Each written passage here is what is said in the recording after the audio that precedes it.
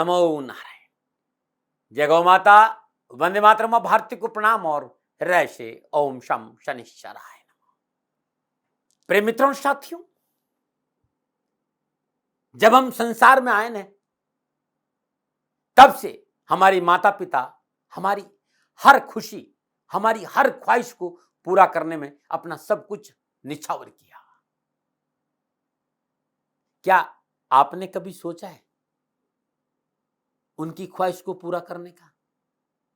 और उनकी ख्वाहिश क्या है? थोड़ी देर आप उनके पास बैठे, उनकी सुने, अपनी सुनाए। माता पिता वो पूंजी है ना, जिसे यदि नहीं संभाला ना तो हमसे बड़ा दरिद्र और कोई नहीं होगा। धनवान होना चाहते हो और सुखी होना चाहते हो तो अपने माता पिता के चरणों में बैठो, उनकी सेवा करो, उनके साथ रहो, जीवन खुशियों से भरा रहेगा। नमो नारायण। मेरा छोटा सा निवेदन, मेरे आराध्य शनिदेव 29 अप्रैल रात में अपनी मूल त्रिकोण राशि कुंभ में प्रवेश कर रहे हैं। 30 साल के बाद अपनी मूल त्रिकोण राशि कुंभ में प्रवेश, और जिस तरह की ग्रह योग है, इतने सुंदर महासंयोग में 30 अप्रैल 2022 शनि अमावस्या महोत्सव श्री शनिधाम शनि तीर्थ क्षेत्र असोला फतेहपुर बेरी में आपका स्वागत। करिए शनि भगवान के दर्शन, पूजन, तेलाभिषेक, संपूर्ण कष्टों से छुटकारा। दिल्ली और एनसीआर के सभी शनि भक्तों से मेरा निवेदन, शनि तीर्थ क्षेत्र असोला फतेहपुर बेरी अद्भुत तपोभूमि है मेरी। खाली दर्शन करने से शनिदेव की कृपा का प्रसाद प्राप्त होगा और जीवन खुशियों से भर जाएगा। प्रिय दर्शकों, मित्रों, साथियों, 12 साल के बाद बृहस्पति अपनी स्वराशि मीन में संचरण करेंगे 13 अप्रैल 2022 से।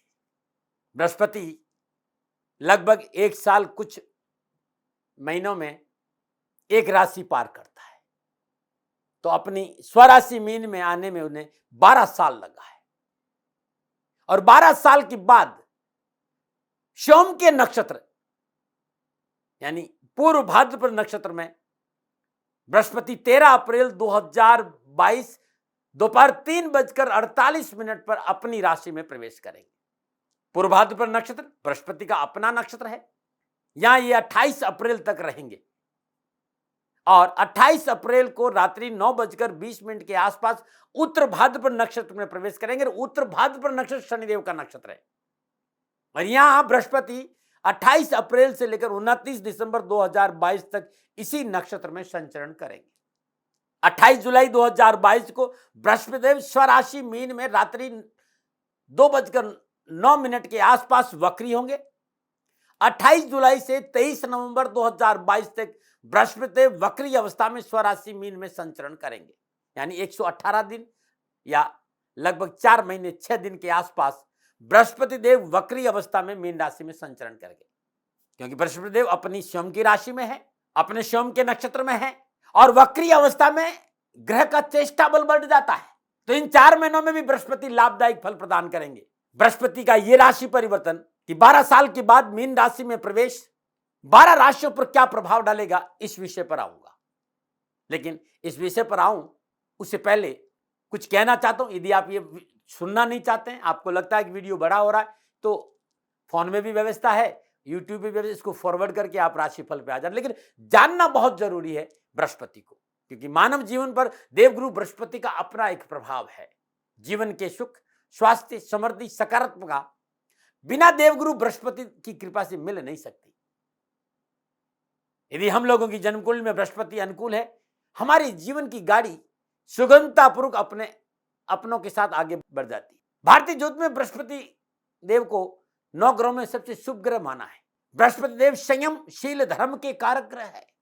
ज्योतिषीय ग्रंथों में बृहस्पति देव को साधुवर्ती, आध्यात्मिकता, दिव्यता, ब्रह्म विद्या से संबंधित माना है। और वैदिक ज्योतिष बृहस्पति को आकाश तत्व का से जोड़ती है। बृहस्पति का विशेष गुण है विशालता, विकास, कर्म, धर्म, दर्शन, ज्ञान, समृद्धि, इसके कारक हैं बृहस्पति देव। बृहस्पति अनुकूल है, सात्विक गुणों का विकास होगा, समाज में मान और प्रतिष्ठा बढ़ेगी, उच्च पदों में प्राप्ति होगी। एक राशि में लगभग 12 या 13 महीने के आसपास बृहस्पति संचरण करते हैं। किसी भी जातक के जीवन में होने वाले शुभ कार्य के लिए बृहस्पति देव को काफी अनुकूल माना गया है। बृहस्पति देव अनुकूल नहीं, शुभ कार्य नहीं होंगे, बृहस्पति देव के साथ पास दो राशियां हैं, धनु और मीन। धनु राशि अग्नि तत्व राशि है और मीन राशि जल तत्व राशि है। और उसके साथ ही जल तत्व राशि कर्क में है, बृहस्पति देव ऊंच के होते हैं, जबकि शनिदेव की राशि मकर में बृहस्पति देव की जो अवस्था है वो नीच अवस्था रहती है। लाल किताब बृहस्पति देव को ब्रह्मा और मानव के भीतर में हवा का कारक माना है। बृहस्पति देव अज्ञान के पथ से मानव को हटाकर जीवन की पूर्णता की ओर प्रेरित करते हैं। लगन में बृहस्पति है तो पूर्ण जन्मांग शुभ माना जाता है। विद्वानों की राय है कि लगन में विराजमान बृहस्पति वैभव देता है, सुख देता है, शांति देता है। यदि लगन में प्रतिकूल अवस्था में भी है तो चमत्कारी गुण उसके अंदर रहते ही रहते हैं। बृहस्पति देव शुभ ग्रहों से दृष्ट हो शुभ फल प्राप्त होते, और प्रतिकूल ग्रहों के बावजूद भी बृहस्पति की जो दृष्टि है उसमें अमृत है। अकेला बृहस्पति कभी भी अशुभ फल नहीं देता है। गुरुवार के दिन इनका व्रत रखा जाता है, गुरुवार इनके लिए शुभ माना जाता है। जन्मांग में 2, 5, 7, 9 और 11 भावों में शुभ फल देता है। इसके साथ ही काल पुरुष की कुंडली में बृहस्पति को 12वें भाव का कारक भी माना है। सूर्य चंद्र मंगल बृहस्पति के मित्र है। बुध बृहस्पति से शत्रुता रखते हैं, लेकिन बृहस्पति ज्ञान का कारक है, बुध बुद्धि का कारक है। इसलिए मैं कई बार ये देखता हूं कि शोध में ऐसा मिला है कि बृहस्पति और बुध में भी कोई ज्यादा टकराव नहीं है, क्योंकि ज्ञान के बिना बुद्धि का कोई महत्व नहीं और बुद्धि के बिना ज्ञान का क्या महत्व रहेगा। तो दोनों आपस में पूरक है। रही शुक्र की बात, शुक्र स्वयं आचार्य पद पर विराजमान है। एक आचार्य दूसरे आचार्य का सम्मान करता है। केतु कर्म फल दाता है, तो बृहस्पति की शनि से भी, शनिदेव कर्म फल दाता है, तो बृहस्पति का शनिदेव से भी कोई शत्रुता नहीं है। अब रही राहु और केतु की, तो राहु कार्मिक ग्रह है। संपूर्ण जन्मांग में सबसे महत्वपूर्ण ग्रह राहु और केतु है, और बृहस्पति और राहु केतु के आपस में कम बनती है, ऐसा देखा गया है। काल पुरुष की कुंडली में बृहस्पति 9वें और 12वें भाव में स्वगरी माना जाता है। बृहस्पति 4थे घर में ऊंच का होता है और 10वें घर में नीच का होता है। बृहस्पति अध्यात्म शिक्षा का कारक है। बृहस्पति यदि प्रतिकूल है तो सांस संबंधी तकलीफ होती है, और बृहस्पति 6ठे भाव में है तो पिता को सांस की तकलीफ होती है। वे लोग जिन्हें शिक्षा संबंधी क्षेत्र में कुछ परिवर्तन करना चाहते हैं, उनके लिए बृहस्पति क्या संकेत दे रहा 2022 में? क्या 2022 में नया व्यापार शुरू होगा? क्या नौकरी लगेगी? क्या प्रमोशन मिलेगा? क्या राजनीतिक वर्ष तो राजनीतिक सफलता मिलेगी? क्या सामाजिक सेवाओं का अवसर मिलेगा? क्या घर में होगी बरकत? क्या परिवार के सदस्य एक साथ बैठ पाएंगे? क्या शादी विवाह के मसले हल होंगे? क्या अविवाहितों का विवाह होगा? क्या तलाक की स्थिति टलेगी? क्या घर में आएगा पैसा? क्या संतान को मिलेगी सफलता? ये सारी बातें देवाधिदेव बृहस्पति देव के क्षेत्र में आती है। अब हमको झांकना होगा अपने भीतर में, हम कहां खड़े, हमारा क्या लक्ष्य है? क्या देवगुरु बृहस्पति लक्ष्य प्राप्ति में सहायक सिद्ध होंगे या फिर आएगी बाधा? ये था बृहस्पति देव के बारे में मेरे कुछ विचार। फिर मैं कहना चाहता हूं, जब रास्तों में कदम डगमगाने लगे तो एक नजर खुद के हालात पर डाल लेना, अपने आप ही कदम मंजिल की तरह चल पड़ेंगे।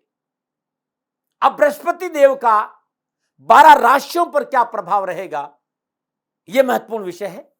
बृहस्पति देव अपनी राशि में है, और अपनी राशि में बैठकर इनकी 3 दृष्टियां भी है, 5, 7 और 9। सारे विषय पर मैं आपको चर्चा करूंगा। शुरू करते हैं राशिफल। ये जो राशिफल है ये आपके चंद्र राशि, आपके नाम राशि पर आधारित है, लेकिन बहुत सी विधाओं का समावेश इसमें है। नक्षत्र गणना भी है, लगन को भी देखा है।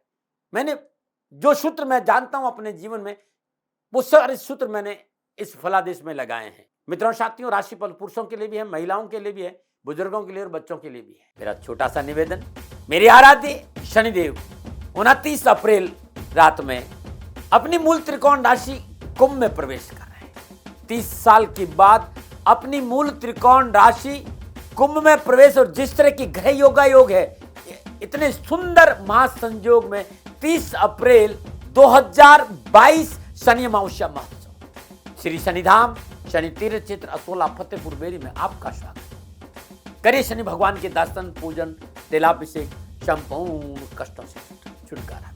दिल्ली और एनसीआर के सभी शनि भक्तों से मेरा निवेदन, शनि तीर्थ क्षेत्र असोला फतेहपुर बेरी अद्भुत तपोभूमि है मेरी। खाली दर्शन करने से शनिदेव की कृपा का प्रसाद प्राप्त होगा और जीवन खुशियों से भर जाए। प्रिय दर्शकों, मित्रों, साथियों, अब मैं मिथुन राशि की बात करूंगा कि मिथुन राशि के लिए बृहस्पति का यह राशि परिवर्तन क्या संकेत दे रहा है। मिथुन राशि वालों के लिए बृहस्पति देव 7म और 10म भाव के स्वामी होकर 10म भाव स्वराशि मीन में सूर्य के साथ संचरण करेंगे।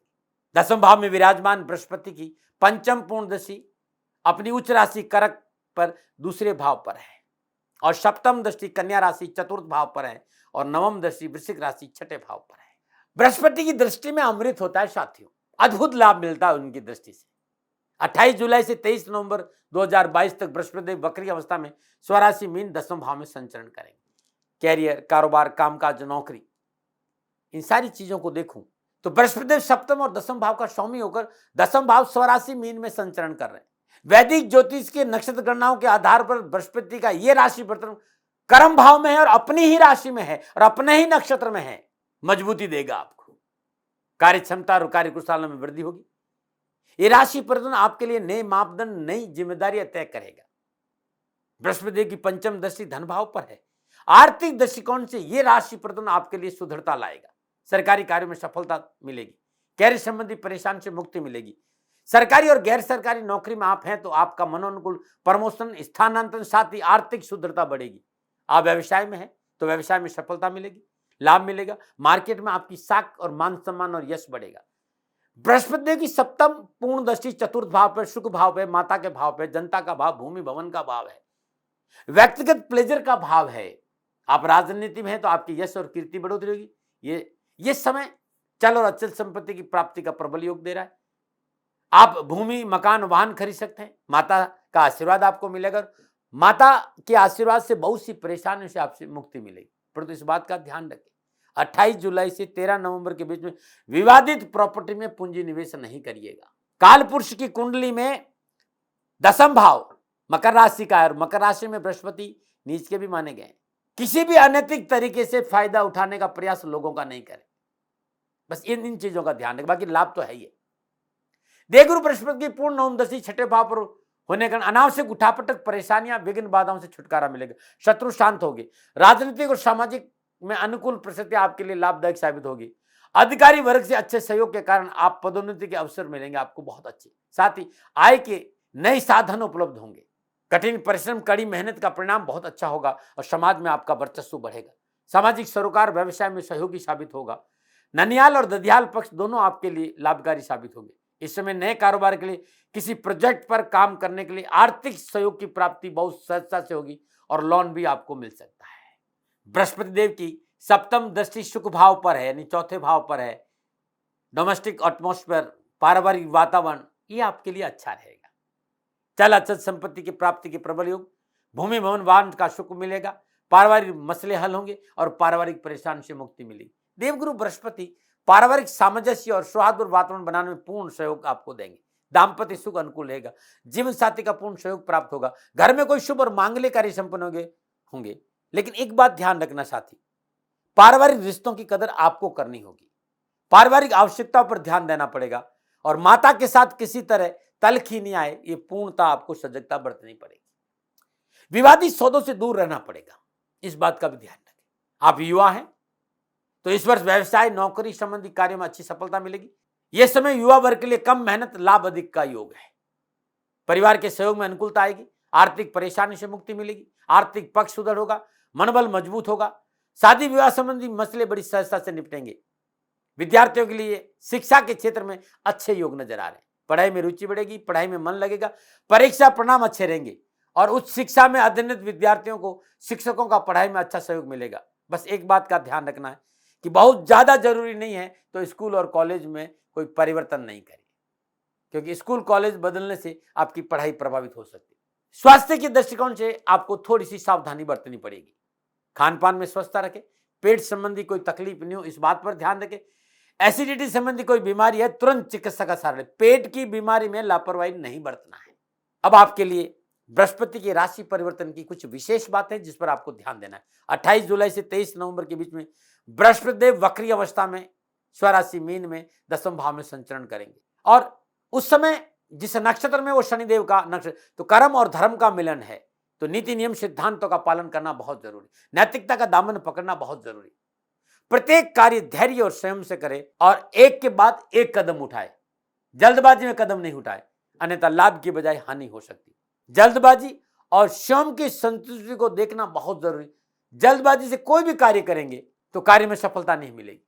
माता के स्वास्थ्य और रिश्ते को लेकर लापरवाही नहीं, ऑफिस में साथ काम करे कर्मचारियों पर विशेष ध्यान देना पड़ेगा। क्या उपाय करें? मेरा छोटा सा निवेदन, मेरे आराध्य शनिदेव 29 अप्रैल रात में अपनी मूल त्रिकोण राशि कुंभ में प्रवेश कर रहे हैं। 30 साल के बाद अपनी मूल त्रिकोण राशि कुंभ में प्रवेश, और जिस तरह की ग्रह योग है, इतने सुंदर महासंयोग में 30 अप्रैल 2022 शनि अमावस्या महोत्सव श्री शनिधाम शनि तीर्थ क्षेत्र असोला फतेहपुर बेरी में आपका स्वागत। करिए शनि भगवान के दर्शन, पूजन, तेलाभिषेक, संपूर्ण कष्टों से छुटकारा। दिल्ली और एनसीआर के सभी शनि भक्तों से मेरा निवेदन, शनि तीर्थ क्षेत्र असोला फतेहपुर बेरी अद्भुत तपोभूमि है मेरी। खाली दर्शन करने से शनिदेव की कृपा का प्रसाद प्राप्त होगा और जीवन खुशियों से भर जाएगा। तो ओम ग्राम ग्रीम ग्राम श गुरुवे नमः और ओम प्राम प्रीम प्राम श शनिश्चराय नमः। क्योंकि शनिदेव के नक्षत्रों में बृहस्पति का संचरण है, ये दोनों मंत्र आपके लिए बड़ा अच्छा रहेगा। प्रत्येक महीने के प्रदोष काल में या त्रयोदशी के दिन भगवान शिव का रुद्राभिषेक करें और हर रोज श्रद्धानुसार शतानाजा पक्षियों को डालें। गुरुवार के दिन गाय को गुड़ और केला खिलाना आपके लिए बड़ा शुभ रहेगा, न मना रहे। ये था मिथुन राशि वालों के लिए बृहस्पति की राशि परिवर्तन का फलादेश नक्षत्र गणनाओं का आकलन था। मेरा अनुभव था, मुझे लादने का कभी स्वभाव नहीं रहा है। मैंने विचार आपके सामने रखे, मानो न मानो आपको मर्जी है, सेकंड ओपिनियन का अधिकार आप ही का। हाँ, मेरे से कोई भूल हो गई हो तो दोनों हाथ जोड़कर क्षमा प्रार्थी हूँ, न मना रहे। राजस्थान का हर व्यक्ति जानता है दाती महाराज गायों से बहुत प्यार करते हैं, बेटियों से बहुत प्यार करते हैं।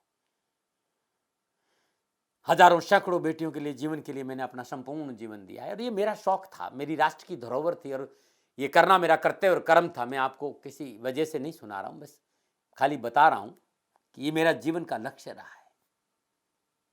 मनुष्य हूँ और मानव होने के नाते मेरा कर्तव्य है कि मैं अपनी राष्ट्र की सेवा करूँ। मैं इस राष्ट्र का नागरिक हूँ। 30 सालों से मैं बेटी बचाओ और गौ सेवा में अपना जीवन इस राष्ट्र के साथ लगाया है। वर्तमान परिस्थितियां आर्थिक दृष्टिकोण से मेरी अनुकूल नहीं है। धन नहीं मांग रहा हूं कि मुझे आप पैसे दीजिए, नहीं, पहले भी कभी नहीं मांगा और अब भी मैं नहीं कह रहा हूं, और ये मेरा अहंकार नहीं है, क्योंकि धन को लेकर मैं राष्ट्र के सामने कभी नहीं आया था। हमेशा मैंने एक आख साहब सेवा करी, आप, मैं भी सेवा करता हूं, आप भी सेवा करें। धन नहीं चाहिए, लेकिन वर्तमान में जो आर्थिक परिस्थिति है वो मेरे को ये कहने के लिए मजबूर कर रही है कि शनिधाम गौशाला की गायें दुखी नहीं रहे, इसके लिए मुझे आपका सहयोग चाहिए। और सहयोग के लिए मैं स्वयं आपके साथ खड़ा हूं, आपकी समस्याओं के समाधान के लिए। भाई, आप अपनी जन्म कुंडली का अवलोकन कराना चाहते हैं, आप अपनी जन्म कुंडली बनाना चाहते हैं, आपको बहुत सी चीजों की जानकारी चाहिए, तो मैं आपके साथ खड़ा रहूंगा, पूरे साल खड़ा रहूंगा, जब तक जीऊंगा तब तक खड़ा रहूंगा। नंबर आ रहा है, इन नंबरों पर संपर्क करिए, आप मेरे से बात करिए, लेकिन इसकी एवज में गायों के लिए चारे की व्यवस्था कर लीजिए। और इसीलिए मैंने कहा था कि भाई थोड़ा दिन इस समय मैं परेशानी में हूं और मेरी गायें चारों को लेकर थोड़ी सी परेशान हैं। ऐसा हृदय से आया, लोगों ने कहा कि राष्ट्र आपसे प्यार करता है दाती महाराज, एक बार निवेदन करिए। तो मैं दान नहीं मांग रहा हूं, फिर भी मैं अभी भी मेरा ये अहंकार नहीं साथियों, मेरा राष्ट्र सर्वोपरि है। मैं ये नहीं कह रहा हूं, मैं ये कह रहा हूं मैं परिश्रम करूंगा आपके लिए, और परिश्रम के एवज में गायों के लिए चारे की व्यवस्था करिए। शनि भगवान आपकी रक्षा करे और आपका जीवन सदा खुशियों से भरा रहेगा, ऐसा मेरा निवेदन। और वे लोग जो सक्षम है, सामर्थ्यवान है और जिन्हें दाती महाराज के ज्योतिषीय समाधान की आवश्यकता नहीं, तो उनको मेरा प्रणाम। क्योंकि बहुत से लोगों को मैंने देखा है पिछले 1 महीने में, लगभग 20 से 25-50 लोग ऐसे भी हैं जिन्होंने शनिधाम गौशाला में 2100 रुपया चारा कर दिया है। मैं उन सब के प्रति अपना आभार प्रकट करता हूं और यह सहयोग मैं जीवन भर याद रखूंगा। मित्रों, समय ऐसा है कि मेरी परिस्थिति आर्थिक दृष्टिकोण से अनुकूल संकेत नहीं दे रही है, इसलिए मैंने राष्ट्र से कहा कि शनिधाम गौशाला में परेशानी नहीं चाहिए। सरकार सपोर्ट कर रही है, अपनी सीमाओं में रहते हुए जो सरकार करती है, लेकिन उससे पूरा नहीं पड़ता है, ये आप भी जानते हैं। शासन की अपनी एक सीमा है और अपनी मर्यादा है, और शासन के पास और बहुत से काम है। लेकिन फिर भी मैं आप सभी का धन्यवाद देते हुए हृदय से पुनः एक बार निवेदन करना चाहता हूं कि आपको लगता है कि दाती महाराज के साथ शनिधाम गौशाला में खड़ा रहना है, तो नंबर है, जरूर सहयोग करें। मेरा कोई दबाव नहीं है, प्रार्थना थी। ओम नमो नारायण, ओम नमो।